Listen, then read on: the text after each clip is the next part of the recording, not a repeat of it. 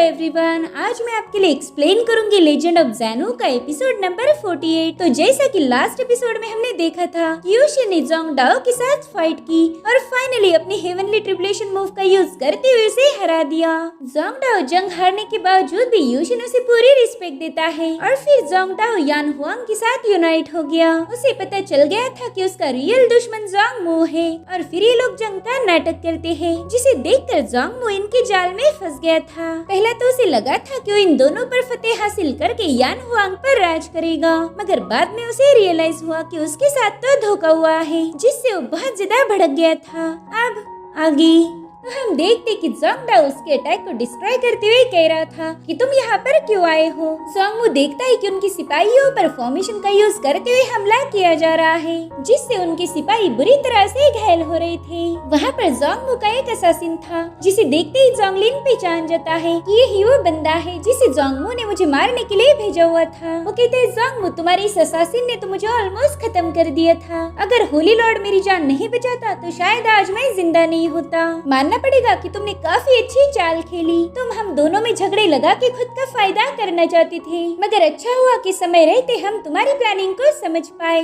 जिस पर जोंग मू कह रहा था कि समझ गए तो क्या हुआ, मैं तब भी तुम्हें मारना चाहता था और अब भी वही करूंगा। जिसके बाद वो इन लोगों पर अटैक कर देता है तो डाओ और जोंगली उस वेपन को डिस्ट्रॉय करने चले गए। इन लोगों के एक ही हमले में वो वेपन उसी के मालिक यानी कि जोंग मू के मुंह पर जाके लग जाता है, जिससे तो बहुत ज्यादा भड़क गया था और अब ली और डाओ की आर्मी मू की आर्मी पर टूट पड़ती है। जोंग मू समझ गया था कि वो इन दोनों के साथ एक ही वक्त पर बैटल नहीं कर पाएगा, क्योंकि इनके पास उससे डबल आर्मी थी। तो वो अपने साथियों को बताने लगता है कि जल्दी से यहाँ से निकल जाओ, हमें यहाँ पर फंसाया गया है। जिसके बाद वो अपने सिपाहियों को वहीं पर छोड़ के सबसे पहले अपनी जान बचा के भागने लगता है। खैर ऐसा लीडर ऊपर वाला किसी को ना दे। अब बेचारे उसके सिपाही भी उसे फॉलो करने लगते हैं, लेकिन तभी उनके सामने पावरफुल फॉर्मेशन क्रिएट हो गया, जिसे यान हुआंग के पावरफुल लोगों ने बनाया था ताकि जोंग मू का एक भी बंदा वहाँ से भागने न पाए। वो सभी लोग उसमें पूरी तरह से ट्रैप हो गए थे, जिसे देखकर वो लोग टेंशन में आ गए। दरअसल वो एक डबल लेयर फॉर्मेशन था,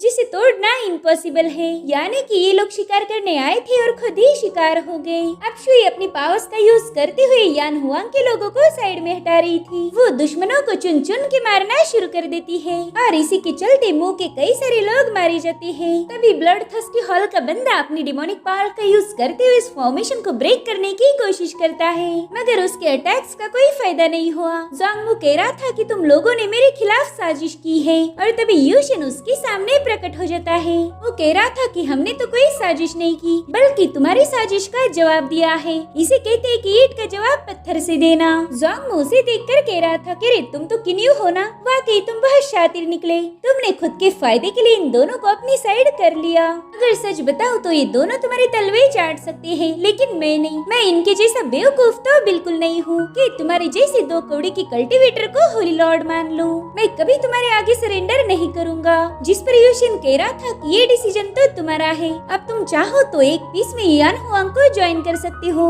या फिर मुझे तुम्हें बुरी तरह से पीट के ये काम करवाना होगा। एक समय था कि जब तुम यान हुआंग के लॉर्ड हुआ करते थे, अगर वही रिस्पेक्ट वापस पाना चाहते हो तो हमें ज्वाइन कर लो। हमारे यान हुआंग की ग्लोरी से तुम्हारा फ्यूचर भी ब्राइट होगा। अब इस सारी बातें जोंग मू के सिपाहियों ने भी सुन ली थी। वो कहते हैं कि हम बेकार में ही जंग कर रहे हैं। देखा जाए तो यान हुआंग ही हमारा घर था, हमने फालतू में उसे छोड़कर लॉर्ड मू का साथ दिया, लेकिन आज हम अपने यान हुआंग में वापस जा सकते हैं। ये देखकर ब्लड थर्स्टी पैलेस का बंदा बहुत ज्यादा भड़क गया था। वो गुस्से में पूछता है कि जोंग मू, क्या तुम भी इन लोगों के साथ मिले हुए हो? मेरे ख्याल से तुमने मुझे फंसाने के लिए ये सब प्लान किया था। तो जोंग मू अपनी सेना से कह रहा था कि मैं यान हुआंग का लॉर्ड हूँ, क्या तुम लोग मेरे साथ बगावत करना चाहते हो? ये सुनकर वो लोग डर गए थे। तभी यूशिन कहते हैं, जोंग मू, बगावत उन्होंने नहीं बल्कि तुमने की है। तुम्ही ने यान हुआंग को 3 टुकड़ों में बांट दिया। जिसके बाद यूशिन अपना स्पिरिट फॉर्म समन कर लेता है। साथ ही वो शुआनकांग रिंग की पावर्स भी उसे शो कर रहा था। यूशिन कहता है कि ये रिंग बस वही पहन सकता है जो यान हुआंग का रियल सक्सेसर हो, और 99 जनरेशन का यान हुआंग का रियल लॉर्ड मैं हूँ। अब मैं तुम्हें सरेंडर करने का आखिरी मौका देता हूँ। अगर मेरे सामने घुटने टेको तो जिंदा बच जाओगे, वरना तुम्हारी मौत तो पक्की है। ये सुनकर जोंग डाओ का जनरल, जो कि एक गद्दार था, उसने जोंग मू से पहले ही सरेंडर कर दिया। वो कह रहा था कि मैंने गद्दारी की थी, प्लीज मुझे माफ कर दीजिए, मैं भी वापस यान हुआंग में लौटना चाहता हूँ। मगर तभी उस पर अटैक होके वो मारा गया। दरअसल जोंग मू ने ही उसे खत्म कर दिया। वो कह रहा था कि मैं हार नहीं मानता और न ही मुझे यान हुआंग के साथ यूनाइट होना है, तो इसीलिए सभी लोग मिलकर जोंग मू को खत्म करने का डिसाइड करते हैं। जोंग डाओ कह रहा था कि ब्लड थर्स्टी हॉल हमारा दुश्मन है, लेकिन तुम उनके साथ मिल गए और तुम्ही ने यान हुआंग की ये हालत की है, तो आज मैं तुम्हें अपने हाथों से खत्म करूंगा। एटलीस्ट इस बहाने से हमारे घर की गंदगी तो साफ हो जाएगी। जिस पर जोंग मू कहता है कि ऐसा सोचना भी मत कि तुम मुझे मार पाओगे, क्योंकि तुम में उतनी काबिलियत नहीं। और अब उसने तुरंत ही डाव पर अपने पावरफुल वेपन से हमला कर दिया, जिसके बाद वो 8 फेस लिंगलोंग टेक्निक का यूज करते हुए डाव के आसपास 8 ब्लॉक बना देता है, जो उसके चारों ओर घूमने लगते हैं। ये ब्लॉक्स मिलकर डाव पर एनर्जी अटैक कर रहे थे, मगर इन अटैक्स का उसे ज्यादा फर्क नहीं पड़ता। अब वो तुरंत ही अपनी पावर्स को एक्टिवेट करते हुए गोल्डन ड्रैगन को समन कर लेता है, और उस गोल्डन ड्रैगन ने एक ही सेकंड में उन सारे ब्लॉक्स को 1 बाय 1 फिनिश करना शुरू कर दिया। इधर जोंग मू का पेशेवर कातिल जी जोंग उस फॉर्मेशन को ब्रेक करने की कोशिश कर रहा था, मगर तभी उस पर अचानक से अटैक हो गया। वेल, ये जोंग ली ने किया था। वो कहता है कि उस दिन तुमने मुझे बुरी तरह से घायल कर दिया, तुम्हें लगा होगा कि मैं मारा जाऊंगा, लेकिन देखो आज मैं तुम्हारे सामने हूँ और मैं तुमसे वादा करता हूँ कि उस दिन का पूरा हिसाब चुकता किया जाएगा। जिसके बाद जोंगली ने अपनी पावरफुल थंडर को एक्टिवेट कर दिया, तो जीजोंग ने भी उसे काउंटर करने के लिए ली जियाओ टैलिस्मान का यूज किया, जिससे जोंगली का अटैक डिस्ट्रॉय हो गया था। वहीं पर हम सिपाहियों के एक ग्रुप को देखते हैं जो एक साथ मिलकर फॉर्मेशन तोड़ना चाहते थे। दरअसल ये सारे लोग ब्लड थर्स्टी पैलेस के डिसाइपल थे, मगर तभी एल्डर वांग ने उन पर हमला कर दिया। वो कह रहे थे कि इतनी भी क्या जल्दी है यार, जरा 2 घुट मार के तो जाओ। वो अपनी शराब उन्हें ऑफर कर रहे थे, मगर बदले में उन्हें मिल गई तलवार। वो बंदा तुरंत ही फ्लाइंग स्वॉर्ड से वांग पर अटैक कर चुका था, जिसे वांग ने बेंड होकर डॉज कर दिया, लेकिन सेकंड अटैक तो उनके नीचे से आ रहा था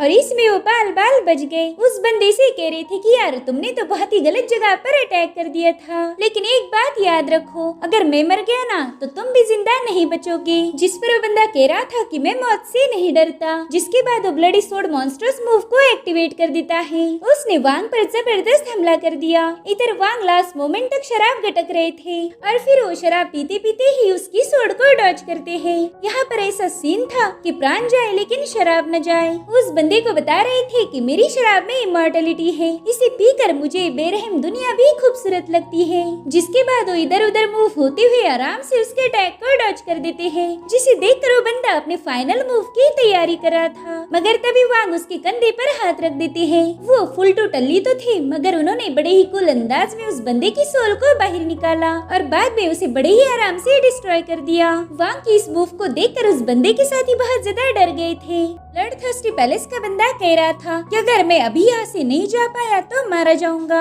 इसीलिए वो तुरंत ही अपने डिमोनिक पावर्स का यूज करते हुए खतरनाक ब्लो के साथ उस फॉर्मेशन को ब्रेक कर देता है। लेकिन इससे पहले कि वो भाग पाए, उसके सामने यूशेन आ गया था। वो पूछता है कि भाई भागना चाहते हो क्या? यार मेरे से परमिशन लिए बिना तुम कैसे जा सकते हो? वो बंदा देखता है कि वो ब्रोकन फॉर्मेशन दोबारा से रिपेयर्ड हो चुका है, तो अब उसके पास चुपचाप तमाशा देखने के अलावा और कोई ऑप्शन नहीं था। इधर ली और जी जोंग के दरमियान तगड़ी फाइट चल रही थी। दूसरी तरफ जोंग डाओ जोंग मू को हैंडल कर रहा था और एल्डर वांग के क्या ही कहने, वो तो शराब के मजे लेते हुए यहाँ चल रही फाइट को एंजॉय करते हैं। इधर ब्लड थर्स्टी हॉल वाले बंदे के दिमाग में एक तूफानी आइडिया आ गया था। वो सोचता है कि अगर मैं इस किन्यू को ही हॉस्टेज बना लूं, तभी जाकर मैं यहाँ से जिंदा बच सकता हूँ, साथ ही हम इस जंग को भी जीत पाएंगे। एटलीस्ट मैं कोशिश तो कर ही सकता हूँ। इधर ब्लड थर्स्टी हॉल के डिसाइपल कह रहे थे कि हमारा मास्टर बहुत खतरनाक है, ये किन्यू अकेले उनके साथ फाइट तो बिल्कुल नहीं कर सकता। हमारे मास्टर तो कुआसी हेवन रेल्म के कल्टीवेटर है, अगर किन्यू उनके साथ फाइट करेगा तो मरेगा। इधर यूशिन अपनी तलवार निकालते हुए सीधा उस पे हमला करने चला जाता है। सभी डिसाइपल्स को लग रहा था कि किन्यू इसके सामने टिक नहीं पाएगा, क्योंकि उस बंदे के पास डिमोनिक पावर्स भी थी। इधर जोंग वो फाइट कर करके थक गया था, इसीलिए अब वो अपना मुंह चलाना शुरू कर देता है। वो कह रहा था जोंग डाओ तुम पहले से किसी काम के नहीं थे, इसलिए हमारे पहले होली लॉर्ड ने भी तुम्हें कभी ज्यादा वैल्यू नहीं दी, और इस बार भी तुमने इस 2 कौड़ी के कल्टीवेटर के सामने घुटने टेक दिए, उसे अपना होली लॉर्ड मान लिया, तो ये भी तुम्हें कभी रिस्पेक्ट नहीं देगा। वाकई तुम में तो जरा सी भी अकल नहीं है। जिस पर डाओ कहते कि जोंगमू तुम तो अकल के अंधे हो, सामने मौजूद सच्चाई को भी देख नहीं पा रहे। यही बंदा हमारे होली लॉर्ड का सक्सेसर है और देख लेना ये बात वो साबित कर देगा। इधर यूशिन ने अपने गोल्डन ड्रैगन को समन कर लिया था, जो सीधे उस बंदे पर अटैक करने चला जाता है, मगर उस बंदे ने तुरंत एक पंच हिट करके उसे काउंटर कर दिया, जिससे वहाँ पर एक बहुत बड़ा ब्लास्ट हो गया था। उस मास्टर को लग रहा था कि वो ड्रैगन अब डिस्ट्रॉय हो चुका होगा, मगर ऐसा नहीं होता। अब यूशिन का गोल्डन ड्रैगन बड़ी ही तेजी से जाकर उस पर एक पावरफुल अटैक करते हुए उसे घायल कर देता है। ये देखकर सोल्जर्स कह रहे थे कि अरे यार, इसकी तो हमें बिल्कुल भी उम्मीद नहीं थी, शायद ये किन्यू एक डीमन है। उनकी बातों से यूशिन बहुत ज्यादा भड़क गया था और अब वो उनके मास्टर पर एक और पावरफुल अटैक कर देता है, जिसे काउंटर करने के लिए उस मास्टर ने वज्रा डीमन मूव का यूज किया।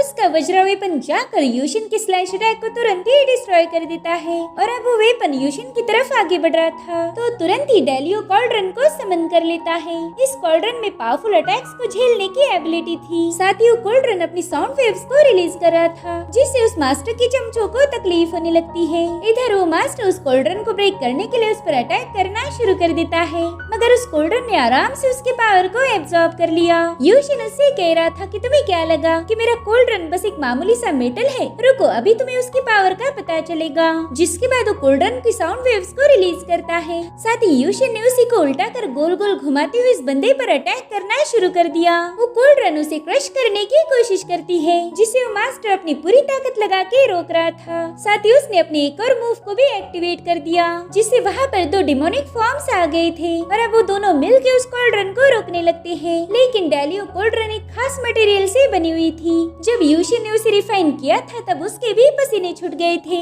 इसलिए उसकी एनर्जी को सप्रेस करना इतना आसान काम बिल्कुल नहीं होगा। और अब यूशिन अपनी कॉल्ड्रन की मदद से उसे नीचे पटक देता है। वो बंदा कह रहा था कि अगर मैं गलती से भी जिंदा बच गया ना तो तुम्हें बड़ी भयानक मौत दूंगा, मगर ये सब तब पॉसिबल होगा जब वो जिंदा बचेगा। और वैसे भी यूशिन कभी अपने दुश्मनों को जिंदा नहीं छोड़ता, शायद ये बात इस बंदे को पता नहीं। और तभी उस बंदे की नजर अपनी सोड पर गई, जो एक रॉक में फंसी हुई थी। ये वही पावरफुल वज्रा सोड थी। तो बंदा अपनी पूरी ताकत लगाते हुए उसे बाहर खींच लेता है, जिसके बाद वो अपने वज्रा वेपन को सीधा यूशिन की तरफ थ्रो कर देता है। तब तक यूशिन ने भी अपनी डिवाइन थंडर सोड बाहर निकाल ली, उसमें अपनी सारी पावर्स डालना शुरू कर देता है। जिसके बाद यूशिन ने डिसोलेशन थंडर स्लैश का यूज करते हुए उसके वेपन को डिस्ट्रॉय कर दिया। इस क्लैश से वहाँ पर बहुत बड़ा धमाका हो गया था। इस एक ही अटैक में यूशिन ने उस बंदे का वेपन और उसके दोनों फॉर्म्स को डिस्ट्रॉय कर दिया। इतना ही नहीं, उस बंदे की सोल भी डैमेज हो गई, जिसके चलते वो मारा जाता है। यूशिन की पावर्स देखकर जोंगमू को तो अपनी आंखों पर यकीन नहीं होता, क्योंकि उसे अच्छे से पता था कि ब्लडथर्स्टी पैलेस का मास्टर बहुत पावरफुल बंदा था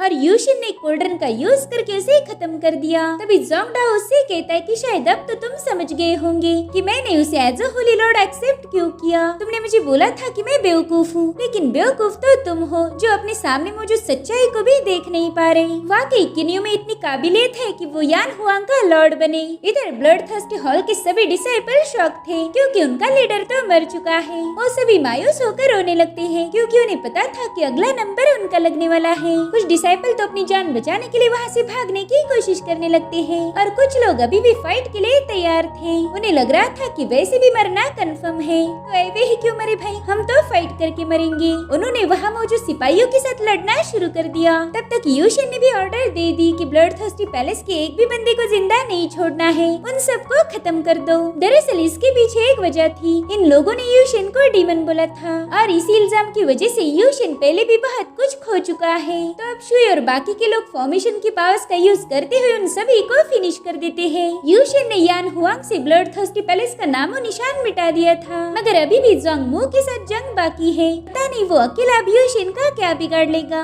और इसी के साथ ये एपिसोड यहीं पर एंड हो जाता है। Thank you so much for watching. Bye bye, take care.